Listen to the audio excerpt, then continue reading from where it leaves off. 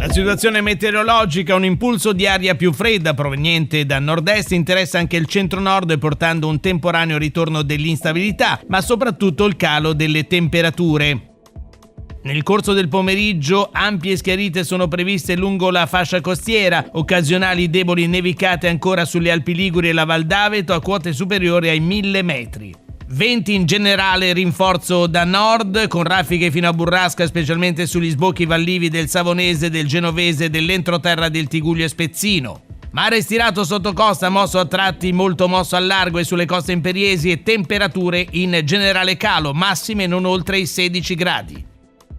Per domani, giovedì 19 marzo, la Limite prevede cielo sereno poco nuvoloso su tutta la Liguria. Venti moderati o forti da nord-nord-est con rinforzi possibili in mattinata al largo delle coste del centro-ponente e sulle creste appenniniche di Levante nelle vallate esposte del settore centrale. Mare mosso al largo, specialmente sui bacini occidentali, stirato poco mosso sotto costa, le temperature saranno in lieve aumento.